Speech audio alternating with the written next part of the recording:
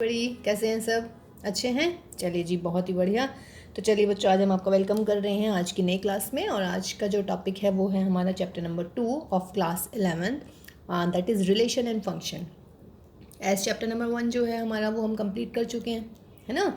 तो चलिए आज हम स्टार्ट कर रहे हैं रिलेशन एंड फंक्शन। ठीक है, तो चलिए अब देखिए, सेट जो था हमारा, अगर मान लीजिएगा मैंने ये लिखा है ना, ये क्या है, एक सेट है। इसको मैं ऐसे भी लिख सकती हूँ भाई, कोई फ़र्क नहीं पड़ता है, क्योंकि सेट में हमने क्या पढ़ा है बच्चों? सेट में हमने ये पढ़ा है कि ऑर्डर जो है मैटर नहीं करता है। आप 3-4 लिख दीजिएगा, 4-3 लिख दीजिएगा, कोई प्रॉब्लम वाली बात नहीं है, ठीक है। लेकिन अब हम आपको जो हम इसमें पढ़ेंगे रिलेशन में, अगर सपोज कीजिएगा कार्टेशियन प्लेन पे आइए। चलिए सबसे पहले ये हमारा कार्टेशियन प्लेन है ना। ये ओरिजिन हो जाता है, this is your X axis whole, this is your Y axis, ऐसे करते हैं ना। अब अगर मैं आपसे पूछ रही हूँ कि point 3-4, where is the point 3-4? 1 2 3 and 1 2 3 4, this is my point 3-4। कोई दिक्कत नहीं है। अब मैं आपसे पूछ रही हूँ 4-3 कहाँ मिलेगा भाई? 3-4, 1 2 3, दोनों सेम लग रहे हैं क्या? नहीं ना भाई। देखिए, एक 3-4 एक 4-3 है। 3-4 यहाँ पे लोकेशन है इसकी, और यहाँ ये 4-3 यहाँ पे लोकेटेड है, तो बोथ आर डिफरेंट, समझ रहे हैं। तो अगर इस टाइप से लिखा हुआ है 3-4 एंड 4-3, इसका मतलब है इसमें ऑर्डर मैटर कर रहा है। अगर मैं 3-4 लिख रही हूँ और 4-3 लिख रही हूँ तो दोनों चीज़ें अलग अलग हो गई हैं। मीन्स अच्छा, ये भी पेयर है, ये भी पेयर है। पेयर मीन्स जोड़ा, यानी कि जिसमें दो चीज़ें होती हैं। तो इसमें दो आ गए हैं आपके पास में, 3-4 एंड 4-3, यहाँ पे भी है ना। फिर लेकिन अब मैं कह रही हूँ बेटा, सेट में तो ऑर्डर मैटर नहीं करता है बच्चों। सेट में तो 3-4 लिख लो, 4-3 लिख लो, ये सेट की नोटिफिकेशन होती है, सही है ना। अब जो नोटिफिकेशन आ रही है वो आपके पास में इस टाइप की आ रही है, ये। लेकिन इसमें पेयर तो ये है ना, लेकिन ये ऑर्डर्ड पेयर है। कैसा पेयर है ये? Ordered pair. हम इसको पढ़ने वाले हैं आप इस चैप्टर में।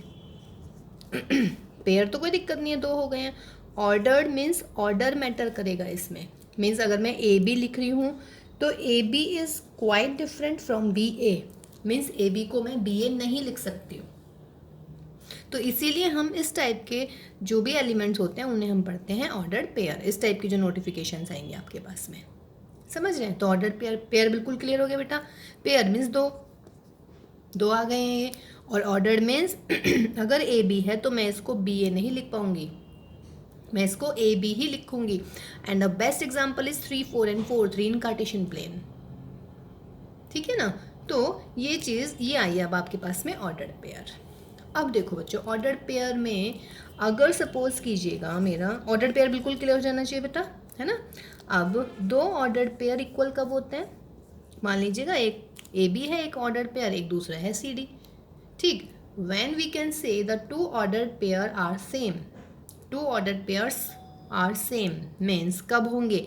अगर दोनों का फर्स्ट एलिमेंट सेम हो और दोनों का भाई सेकेंड एलिमेंट सेम हो, तब हम कहते हैं कि two ordered pairs are same. Got my point? तो मेरे ख्याल से बच्चों ऑर्डर्ड पेयर में कोई भी दिक्कत नहीं होनी चाहिए। ऑर्डर्ड पेयर में फर्स्ट एलिमेंट, दो एलिमेंट होते हैं, मतलब एलिमेंट ये एक ही है, समझ रहे हैं। इसको दो एलिमेंट नहीं पढ़ेंगे, ये this is the one element, ठीक है।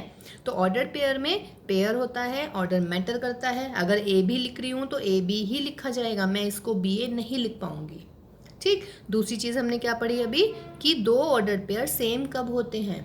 दो ऑर्डर पेयर सेम कब होंगे बच्चों? जब first is equal to first element, second is equal to second element. What does I mean actually? My mean कि अगर सपोज कीजिएगा मैं कह रही हूँ 3 and 2 है, दूसरी तरफ मेरा ऑर्डर है 3p and 4q। मैं कह रही हूँ both order pair are same, find p and q। क्या गलती होगी इसमें? ये सेट अपन इधर सेट लगा दिया है। चलिए जी, अब बोलिएगा ऑर्डर पेयर सेम है। तो ऑर्डर पेयर सेम है, इसका मतलब जो इस इधर वाले का फर्स्ट है, इस वाले का फर्स्ट, ठीक है। और बेटा इधर वाले का सेकेंड, इस वाले का सेकेंड। वेरी मच इजी, कोई दिक्कत नहीं है। p की वैल्यू निकाल लीजिएगा, p is 1 and q is equal to 1/2। सही है। तो दो ऑर्डर पेयर तब कब सेम होंगे, first is equal to first, second is equal to second, so simple. ठीक है, अब देखिए बच्चों ये ऑर्डर पेयर आता कहाँ से है, समझ रहे हैं ना। ऑर्डर पेयर तो हमने बता दिया कि आपके पास में इस टाइप की जो भी नोटिफिकेशंस होती हैं वो सारी की सारी उनको हम पढ़ते हैं ordered pair. Now from where it comes, ठीक है, वो आता है हमारा सेट में से आएगा, क्योंकि हमने सेट पढ़ा है इससे पहले, है ना। सेट के बाद हम थोड़ा आगे बढ़ जाते हैं अब, ठीक। अब वो आगे बढ़ के हम आ गए हैं कार्टेशियन प्रोडक्ट में। किस में आ रहे हैं अब हम, कार्टेशियन प्रोडक्ट। तो देखिएगा कार्टेशियन प्रोडक्ट क्या होता है सेट का, कार्टेशियन प्रोडक्ट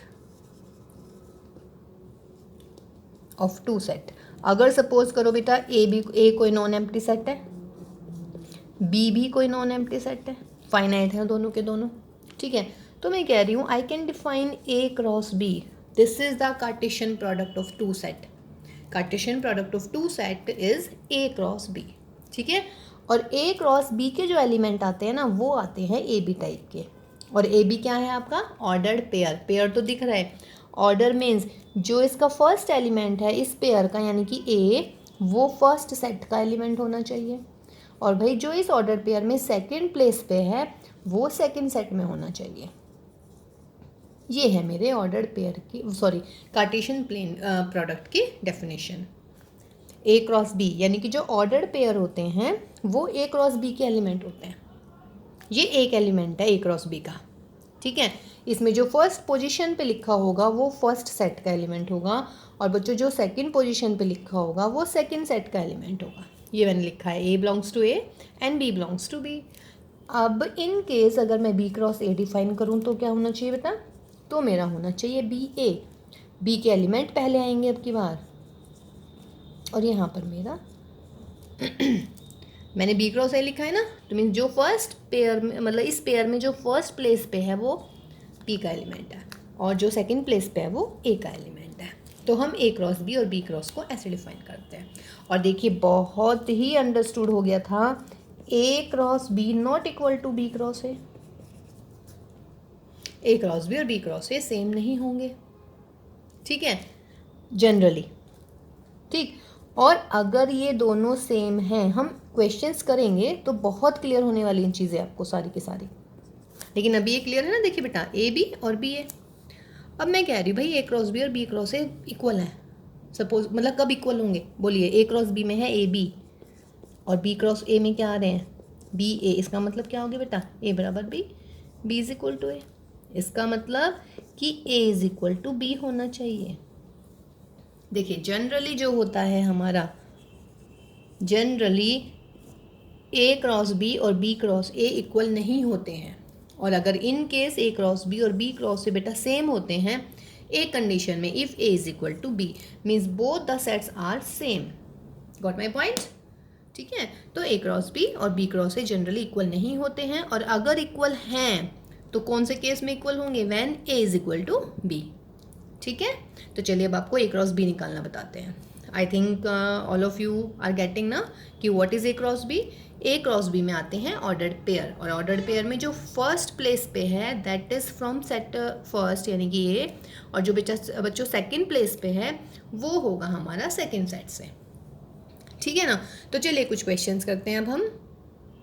देखिए बेटा सेट ए लिख दिया है, सेट बी लिख दिया है ना।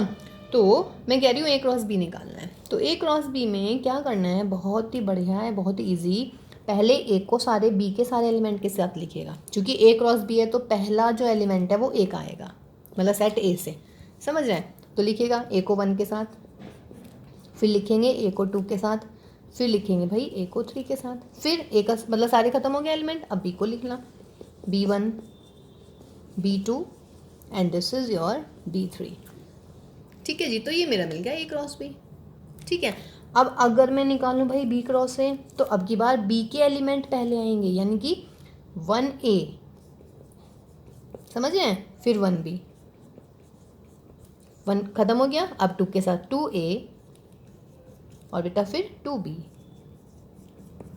और अब 3 के साथ लिखिएगा 3A, और फिर क्या लिखेंगे आप 3B। इजी ना, समझ रहे हैं ना। तो देखिएगा ए क्रॉस बी लिखने के लिए अगर मैं ए क्रॉस बी लिख रही हूँ तो पहले ए का एलिमेंट आएगा, यानी कि A1 A2 A3, फिर B1 B2 B3, आगे 6 एलिमेंट। फिर B क्रॉस ए में पहले B का एलिमेंट कंसिडर करते हैं, यानी कि 1A 1B, 2A 2B, 3A 3B।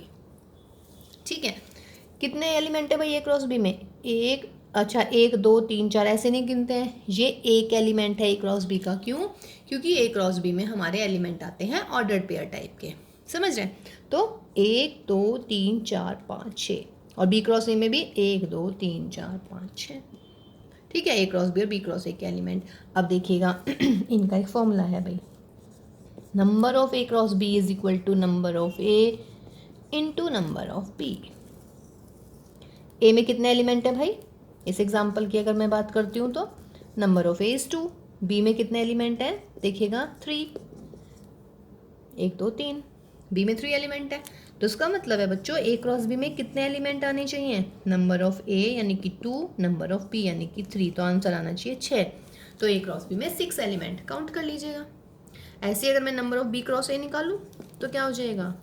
B में कितने नंबर है? 3, और ए में कितने नंबर है? 2, सेम ही है, सही है ना? तो ये ए क्रॉस बी की कार्डिनलिटी हो गई, number of A into number of B. ठीक है, ये भी आपने ध्यान रखना है। देखिए बेटा, 2 रिजल्ट्स हैं हमारे पास में। फर्स्ट मैं बोल रही हूँ कि ए इज़ 5 और बी इज़ 5, या तो ए 5 है या बी 5 है, तो ए क्रॉस बी क्या होगा? हमारा 5 होगा। समझ रहे हैं? मीन्स प्रोडक्ट में कोई सा भी एक सेट यदि 5 हो जाता है तो उनका क्रॉस प्रोडक्ट जो है हमारा 5 आएगा, यानी कि Cartesian product of 2 set either of them is empty then it comes out to be empty, यानी कि 5। सेकंड में if A is infinite set and B is infinite set means A का ऑर्डर भी इनफाइनाइट है या B का order, या दोनों की ज़रूरत नहीं है, किसी भी एक का होना, या तो A इनफाइनाइट हो या B इनफाइनाइट हो, तो उस केस में भी A क्रॉस B क्या आना चाहिए? क्या आता है फिर हमारा? वो इनफाइनाइट सेट ही आता है। ये 2 रिजल्ट्स आप याद रखेंगे। ठीक है बच्चों, तो चलिए अब हम करवा रहे हैं बच्चे आपसे एक्सरसाइज 2.1 ऑफ एनसीईआरटी। पहला क्वेश्चन देखिएगा क्या कह रहे हैं। फर्स्ट क्वेश्चन में कह रहे हैं कि if x/3 + 1 and y-2/3 is equal to है भाई 5/3 एंड 1/3। क्वेश्चन मेरे ख्याल से बिल्कुल समझ में आ गया होगा कि क्या पूछने वाले हैं हम। यस, हम पूछ रहे हैं कि find the value of x and y। बोलिए जी कैसे करें? ऑर्डर पेयर है तो ऑर्डर पेयर इक्वल कब होते हैं? अगर दोनों के फर्स्ट प्लेस वाले इक्वल हों, दोनों के सेकंड प्लेस वाले इक्वल हों। इसके फर्स्ट प्लेस पे क्या लिखा है? x/3 + 1 और इधर क्या है? 5/3। Solve this. x + 3/3 is equal to 5/3, that is x + 3 is 5, तो x इज इक्वल टू कितना आ गया बच्चों? 2। सेकेंड प्लेस पे इधर क्या है आपका? y-2/3, इधर क्या मिला बच्चों? 1/3। इसको इधर ले आइएगा भाई, तो y is equal to 2/3 + 1/3, that is 3/3, तो आंसर इज व्हाट? 1। तो x की वैल्यू कितनी आ गई? 2, और y की वैल्यू कितनी आ गई है? 1। तो ये कहाँ से आया? जो हमने आपको बताया था कि ऑर्डर्ड पेयर सेम कब होते हैं? When first equal to first और second is equal to second. Okay, देखिए बेटा क्वेश्चन नंबर 2 कह रहे हैं if n A is equal to 3, यानी कि कह रहा है if a set A has 3 element and B is this then find the number of A cross B. तो number of A cross B का क्या फॉर्मूला हो जाता है बच्चों? Number of A cross number of B, यही बताया भाई। नंबर ऑफ ए गिवन है 3, नंबर ऑफ बी काउंट कर लीजिएगा 1 2 3, तो आंसर कितना? 9। कोई दिक्कत नहीं है इसमें भी। इधर आइएगा क्वेश्चन नंबर 3 में, G is 7 8, H is 5 4 2, find G cross H। तो देखिए G क्रॉस H में पहले G वाले एलिमेंट लिखते हैं हम, तो क्या हो जाएगा भाई?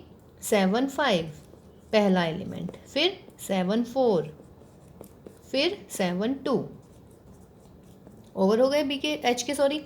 अब 8 के साथ लिखिए तो क्या आ जाएगा बच्चों? 8 5, 8 को 5 के साथ, फिर 8 को 4 के साथ, और फिर 8 को 2 के साथ। ये मेरा G क्रॉस H आ गया है। क्या निकालना है मुझे अब? H cross G। H cross G देखिएगा तो H क्रॉस G में अब की बार H के एलिमेंट पहले आएंगे, यानी कि 5 7 5 8 4 7 4 8 2 7 और लास्ट में बेटा 2 8। देखिए कितने इजी क्वेश्चंस हैं, अच्छे हैं ना, अच्छे लग रहे हैं ना। तो देखिए question number 2 and question number 3 कितने इजी थे। अब देखते हैं what is the question number 4।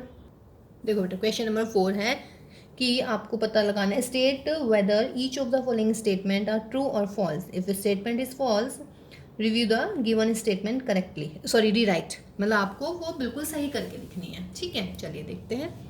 P is M N, Q is N M, then P cross Q is this, ये कह रहा है। तो P क्रॉस Q निकाल लेते हैं हम।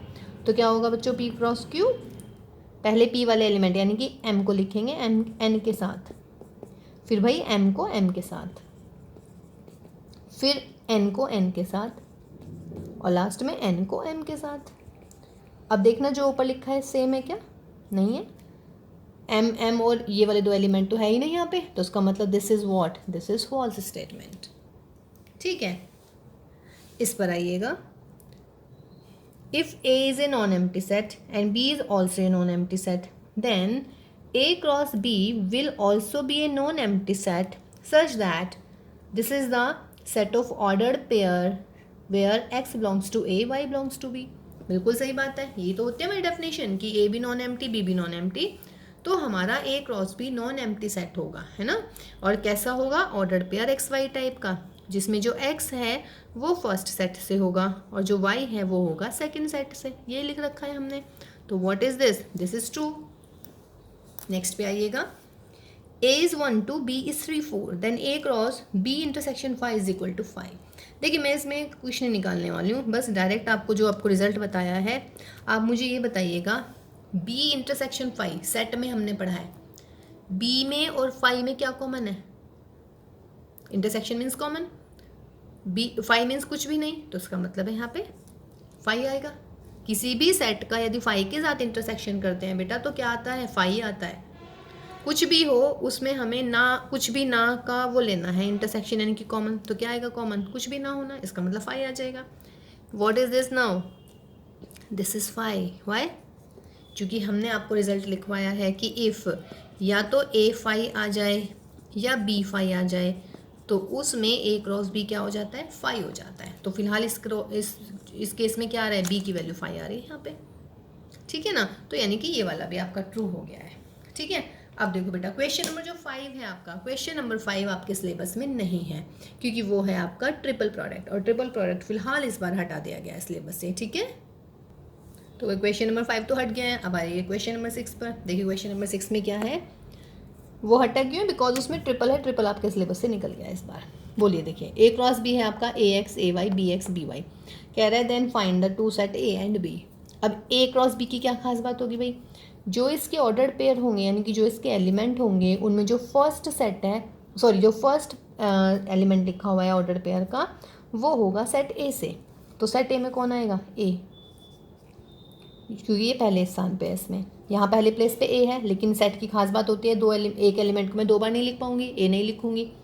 इसका फर्स्ट क्या है, बी, बी लिख दूंगी। फिर बेटा इसका भी फर्स्ट बी है, इसको नहीं लिख पाऊंगी क्योंकि एक को एक ही बार लिखेंगे आप, ऐसे ही है ना। बी, ए क्रॉस बी यानी कि जो सेकंड लिखे हैं वो बी के एलिमेंट है, तो लिख लीजिएगा सेकंड प्लेस पे क्या है यहाँ पर, एक्स। इसमें सेकंड ऑर्डर पेयर में इसमें सेकंड प्लेस पे है वाई, इसमें सेकंड प्लेस पे एक्स लिख चुकी, इसमें वाई ये भी लिख चुकी। तो भाई ए मेरा हो गया ए बी और बी मेरा हो गया एक्स वाई। ठीक है, क्वेश्चन नंबर 7 अभी करते हैं, पहले 8 देखिएगा। If A is 1 2 and B is 3 4, then कह रहा है फाइंड ए क्रॉस बी। बोलिएगा ए cross B.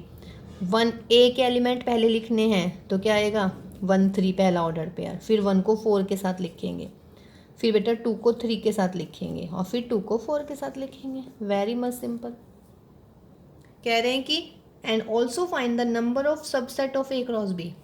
A cross B के कितने सबसेट बनेंगे भाई, कितने एलिमेंट हैं ए क्रॉस बी में, काउंट कर लीजिएगा। 1 2 3 4, 4 हो गए। तो अगर किसी सेट में 4 एलिमेंट है तो उसके सबसेट कितने बनते हैं, 2 की पावर 4 यानी कि 2 की पावर n, ये है हमारा सेट का। तो कितना हो जाएगा बच्चों आंसर, 16। ठीक है, नेक्स्ट में देखिएगा क्वेश्चन नंबर 9 में। If number of A is 3, number of B is 2, और कह रहा है x1 y2 and z1 are in A cross B, यानी कि ए क्रॉस बी के एलिमेंट हैं। देन ए निकालिए, बी निकालिए।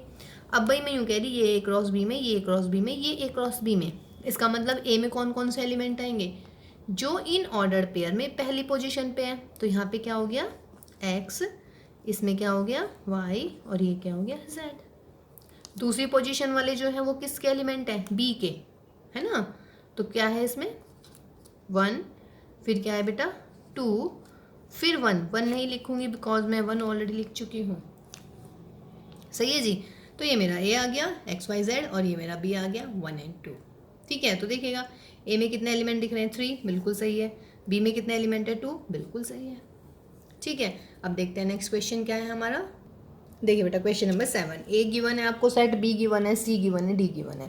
कह रहे हैं verify A cross B intersection C is equal to A cross B intersection A cross C. तो पहले हम बी इंटरसेक्शन सी निकाल लेते हैं। बी इंटरसेक्शन सी का मतलब बी और सी में क्या कॉमन है कुछ कॉमन बी और सी में। बी में है 1 2 3 4, सी में है 5 6। तो इसका मतलब बच्चों बी इंटरसेक्शन सी में कुछ भी कॉमन नहीं है, यानी कि 5। तो therefore A cross B intersection C is what, A cross 5। तो A cross 5 means cross product में अगर एक सेट 5 आता है तो आंसर आ जाएगा मेरा 5। ठीक है, करने की भी ज़रूरत नहीं है मुझे कुछ भी, बस रिजल्ट याद रखना है। अब ये वाले साइड निकालिए आप। आपको क्या दे रखा है बच्चों, पहले मैं ए क्रॉस बी निकालूंगी, है ना। तो ए क्रॉस बी में क्या हो जाएगा बेटा, ए और बी का क्रॉस। पहले 1 को पकड़िए 1 1, फिर 1 को 2 के साथ, फिर 1 3 के साथ, यानी कि सारे ऑर्डर, सारे पॉसिबल ऑर्डर 1 4, फिर 2 को 1 के साथ, फिर बेटा 2 and 2, देन 2 3, देन 2 4। तो ये मेरा ए क्रॉस बी आया। फिर मुझे निकालना है व्हाट, ए क्रॉस सी। निकालिएगा ए क्रॉस सी भी।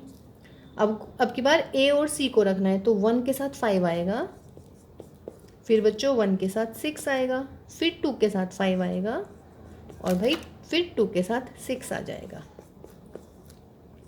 अब क्या करना है आप लोग को, ए क्रॉस बी और ए क्रॉस सी में से कॉमन निकालना है।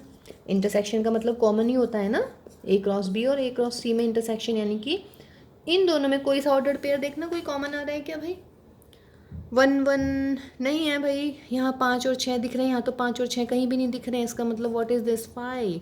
तो देखिएगा A cross B intersection C भी 5 आ गया है, और A cross B intersection A cross C भी 5 आ गया है। तो what does this mean, this is verified, यानी कि बोथ आर सेम। ठीक है, अब इसका सेकंड पार्ट देखते हैं। सेकंड पार्ट में क्या बोल रहे हैं ये देखिए बेटा, इसके सेकंड पार्ट में पूछ रहे हैं कि show that A cross C is a subset of B cross D. तो पहले आपको ए क्रॉस सी निकालना है। ए है मेरा 1 2, सी है मेरा 5 6, तो 1 5 1 6 2 5 2 6, ये लिख दिया 1 5 1 6 2 5 2 6। फिर निकालना है बच्चों बी क्रॉस डी, 1 2 3 4 5 6 7 8। तो पहले 1 को लिखिएगा, 1 के साथ ऑर्डर पेयर बनाइएगा सबका, 1 5 1 6 1 7 1 8 हो गया। फिर 2 5 2 6 2 7 2 8, फिर 3 5 3 6 3 7 3 8, एंड लास्ट 4 5 4 6 4 7 4 8। आगे ऑल द ऑर्डर पेयर। अब सबसेट का मतलब क्या होता है, क्या प्रूव करना है, ए क्रॉस सी सबसेट है बी क्रॉस डी का। तो ए क्रॉस सी के सारे एलिमेंट बी क्रॉस डी में आने चाहिए। देख लीजिएगा भाई, 1 5 है, ये रहा, 1 6 देखेगा, ये रहा भाई, 2 5 देखेगा, ये रहा, 2 6 देखेगा है। All the elements of A cross C are in B cross D. तो therefore what, A cross C is a subset of B cross D. Equal नहीं लगाऊंगी क्योंकि इक्वल नहीं है ये ध्यान रखिएगा। छोटी सी चीज़ यहाँ पे, इक्वल कब लगता है, इक्वल सिर्फ तब लगता है जब बिल्कुल एक जैसे सेट हो जाए। समझ रहे हैं, चलिए जी।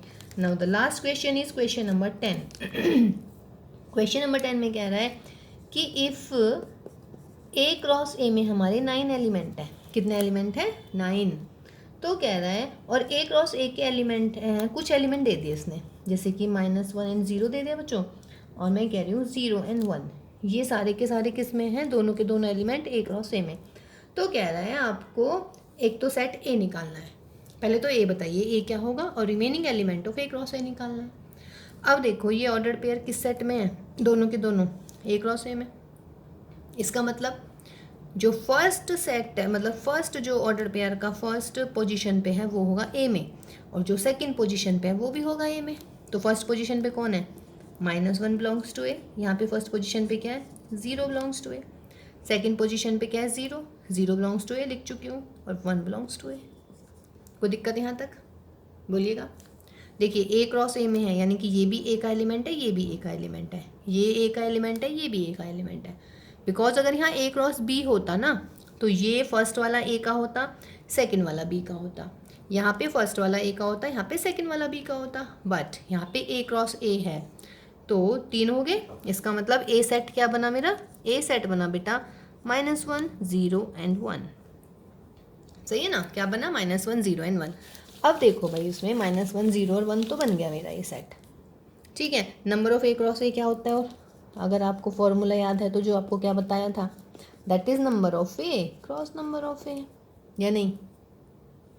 तो ए में कितने एलिमेंट दिख रहे हैं, 3 ना, क्योंकि बिकॉज यहाँ पे 9 आ रहा है, तो 9 का मतलब है number of A into number of A is 9, तो क्लियर सी बात है, number of A is 3। Direct भी लिख सकती थी, बस ऐसे समझाने के लिए थोड़ा सा लॉन्ग प्रोसीजर अपना लिया है। अदरवाइज ए में हो गए, नंबर ऑफ ए हो गए 3, तो 3 क्रॉस 3 इज 9, तो ए में 3 एलिमेंट हो गए हैं हमारे, और ए मेरा ये बन गया है। अब मैं कह रही हूँ ए क्रॉस ए लिखना है, लिख लेते हैं, क्या दिक्कत आ गई, ए क्रॉस ए में -1 0 1, -1 0 1, बस भाई वहाँ पे बी होता था, यहाँ पे ए को 2 बार लिख लिया। अब क्या करना है आपने, ए क्रॉस ए में -1 को तीनों के साथ लिखिएगा, -1 -1 -1 0 -1 1, फिर 0 के साथ लिखिए, 0 -1 0 0 एंड 0 1, फिर बेटा 1 के साथ लिख लीजिएगा, 1 -1 1 0 एंड 1 1। तो this is your A cross ए। लेकिन एक बार सवाल को पढ़ लीजिएगा, उसने कहा है कि ए क्रॉस ए नहीं निकालना, वो कह रहा है कि find the remaining element of A cross A. Remaining element means उसने -1 0 बुक में दिया हुआ है, और बेटा 0 1 दे रखा है बुक में, तो कह रहा है रिमेनिंग एलिमेंट। तो रिमेनिंग एलिमेंट में आंसर लिखिएगा। तो रिमेनिंग एलिमेंट कौन कौन से हो गए, एक तो ये आ जाएगा, ये नहीं आएगा, ये आ जाएगा, ये वाला लिखिएगा, ये लिखिएगा, ये नहीं लिखेंगे, ये और ये, यानी कि 7 एलिमेंट लिख दीजिएगा, ठीक है बेटा। तो ये मेरी एक्सरसाइज जो है 2.1 ख़त्म हो गई है, क्लियर है। चलिए देखिए, बहुत जल्दी हो गई बेटा, है ना, बहुत इजी भी थी ये, इतनी टफ वाली बात ही नहीं थी उसमें, ठीक है ना। ठीक, तो अभी क्या करते हैं हम, तो हम क्या करते हैं बेटा, थोड़े से ना 3 रिजल्ट, देखिए वो वाली एक्सरसाइज हमारी खत्म हो गई है ना, तो थोड़े 3 रिजल्ट मैं सेट में बताना भूल गई थी, है ना, आप डायरेक्ट अप्लाई करेंगे। अगर सपोज कीजिएगा, याद कर लीजिएगा इनको अच्छे से, अगर ABC आर 3 फाइनाइट सेट है, ठीक है, तो मैं उसमें कह रही हूँ हमसे कि the number of exactly 2 of the set.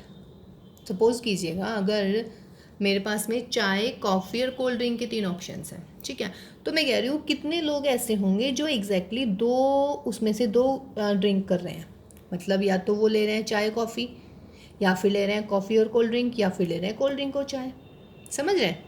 या फिर अगर मैं बोल दूँ ABC 3 न्यूज़पेपर पढ़ रहे हैं किसी सोसाइटी के लोग, तो मैं कह रही हूँ the number of exactly people who reads exactly 2 of the set, 2 of the newspaper, यानी कि 2 न्यूज़पेपर का मतलब है वो 3 नहीं पढ़ेंगे ना कोई एक पढ़ेगा, एग्जैक्टली 2। तो उसका फॉर्मूला बेटा ये आता है, number of A intersection B plus number of B intersection C plus number of C intersection A minus thrice of number of A intersection B intersection C. जो मैंने क्वेश्चंस किए थे सेट में वो मैंने वेन डायग्राम से किए थे। देखिए Venn diagram is the best actually, but अगर वेन डायग्राम से नहीं हो पा रहे हैं तो आप ये फॉर्मूला याद कर लीजिएगा। ऐसे बेटा नंबर ऑफ एग्जैक्टली 1 निकालना है मुझे। नंबर ऑफ एग्जैक्टली 1 मीन्स कि अगर कोई सा भी ए की न्यूज़पेपर पढ़ रहा है, या तो ओनली ए या ओनली बी या ओनली सी, उसका फॉर्मूला ये होता है number of A plus number of B plus number of C minus twice number of A intersection B minus twice number of B intersection C minus twice number of C intersection A plus thrice number of A intersection B intersection C. Exactly last, number of elements exactly 1 of the sets A and B. अगर 2 ही set है मेरे पास ए और B, तो exactly उनमें से एक को choose करने की कितने नंबर होंगे, वो होंगे number of A plus number of B minus twice of number of A intersection B.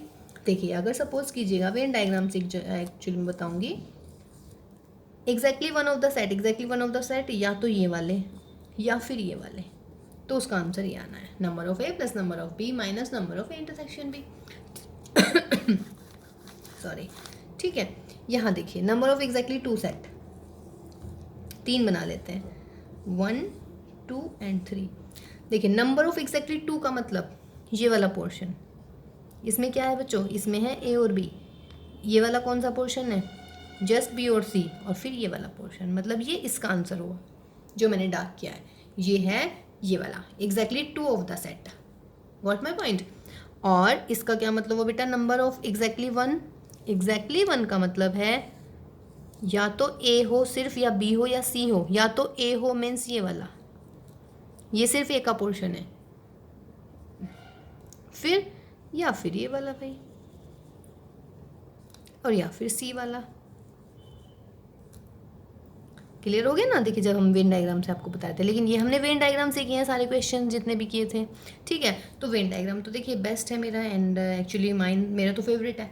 But अगर सपोज कीजिए आपको ये फॉर्मूला याद है तो आप ये डायरेक्ट फॉर्मूला लगाइएगा, क्योंकि मेरे पास ये सारे के सारे नंबर होते हैं, ए बी सी, दो दो के इंटरसेक्शन होते हैं और तीनों का इंटरसेक्शन होता है। जितने भी क्वेश्चन के उनमें सारी हमारे पास इन्फॉर्मेशन होती है, ठीक है ना। तो ये हुआ बेटा हमारे सेट के 3 रिजल्ट। ये उस टाइम पे मैं भूल गई थी एक्चुअली सेट वाली क्लास में, तो फिलहाल अभी बता दिए हमने, कोई दिक्कत नहीं है इसमें भी, ठीक है। उसके बाद में सेट के 1 2 3 क्वेश्चन और है, वो हम और करने वाले हैं अभी इसी क्लास में। देखिए बेटा ये हैं 3 क्वेश्चन हमारे सेट के, अच्छे से क्वेश्चन है थोड़ा सा। देखिए A is equal to x y, यानी कि ए में x y order pair type के एलिमेंट है ना। इसमें देखिए ऑर्डर पेयर भी आ गया, where y is equal to e की पावर एक्स, ये एक्स वाई टाइप के जिसमें y is equal to x है, बोथ आर रियल नंबर पे, ठीक। तो कह रहे हैं इनमें से कौन सा ट्रू होना चाहिए, ए बी का सबसेट होगा, या बी ए का सबसेट होगा, या ए और बी इक्वल होंगे, या फिर इनमें से कोई भी नहीं होना है। अब देखिए तीनों ही केस में वो एक्चुअली क्या पूछना चाह रहा है कि ए बी का सबसेट यानी कि ए और बी में कुछ कॉमन, बी ए का सबसेट यानी कि फिर वही ए और बी में कुछ कॉमन होना चाहिए, ए इज इक्वल टू बी में तो ए और बी में सारी चीज़ें कॉमन होनी चाहिए। तो इसका मतलब यदि मैं इन दोनों का इंटरसेक्शन निकाल दूँ ना, तो मेरा इनमें से तीनों में से कोई सा आंसर, सॉरी चारों में से कोई सा एक आंसर आना चाहिए। अब ए इंटरसेक्शन बी निकालना यदि मुझे, तो अगर याद हो आपको आपके असाइनमेंट क्विज़ का जो सबसे पहला क्वेश्चन था, है ना, सेट की वाली क्विज़ का, तो वो क्या था कि ए और बी का क्या इंटरसेक्शन होगा। तो इंटरसेक्शन के लिए हम क्या करते हैं बच्चों, ये दोनों सेम होनी चाहिए एक्स की वैल्यू, तो इसका मतलब ई की power x should be equal to x. अब ऐसा कौन सा रियल नंबर है भाई जिसके लिए दोनों सेम हो जाए, है कोई ऐसा रियल नंबर? कोई भी ऐसा रियल नंबर नहीं है जिसके लिए x इज इक्वल टू हो जाए ई की पावर x। इसका मतलब ए इंटरसेक्शन भी हमेशा क्या निकलेगा मेरा 5, या नहीं। जब ए और बी में कुछ भी कॉमन नहीं है तो ना तो ए बी का सबसेट हो जाएगा भाई, ना बी ए का सबसेट, क्योंकि देखिए रियल नंबर है, इसका मतलब ये 5 तो हो ही नहीं सकते कोई सा भी, ना तो ए 5 हो सकता ना बी। कभी आपके दिमाग में आ रहा हो कि भाई 5 तो सबका 5, अगर मान लो ए की वैल्यू 5 हो गई तो 5 बी का सबसेट, अगर बी 5 हो गया तो ये सबसेट, लेकिन ये रियल नंबर है तो 5 तो ये कभी होंगे ही नहीं। कहने का मतलब ना तो मेरा ए 5 है और भाई ना बी 5 है, ए 5 नहीं है बी 5 नहीं है, और दोनों का इंटरसेक्शन आ गया मेरा 5। समझ रहे हैं ना, मीन्स ए इंटरसेक्शन बी, यानी कि ए और बी में इनमें कुछ भी कॉमन नहीं है। जब बच्चों कुछ भी कॉमन नहीं है, इसका मतलब ना तो ये हो सकता, ना ये हो सकता, ना ये हो सकता, तो इसका मतलब आंसर क्या आएगा इसका, नन। बिकॉज एक्स ऐसा कोई भी रियल नंबर नहीं है जो इस कंडीशन को सेटिस्फाई कर जाए, ठीक है। और ये बात क्लियर होगी ना बिल्कुल कि ए इंटरसेक्शन बी 5 आएगा इसमें, तो ये कोई सबसेट नहीं होएगा। किसी के दिमाग में तो नहीं आ रहा कि 5 तो सबका सबसेट होता है, 5 सबका सबसेट होता है, लेकिन यहाँ पे ए की वैल्यू 5 होती तभी तो होता ना इस ये वाली केस ट्रू, या बी 5 होता तो ये वाला केस ट्रू हो जाता। बट ए और बी कभी 5 आएंगे ही नहीं, क्योंकि रियल नंबर का सेट है, एलिमेंट्स तो आएंगे ज़रूर इसमें। तो ये ख़त्म हुआ, ठीक है, तो नन आ जाएगा इसका आंसर। यहाँ देखिएगा ए में 4n टाइप के हैं, बी में 6n टाइप के हैं, पूछ रहा है ए इंटरसेक्शन बी, इसका मतलब ये 4 से डिवाइड होने वाले हैं और ये 6 से डिवाइड होने वाले हैं।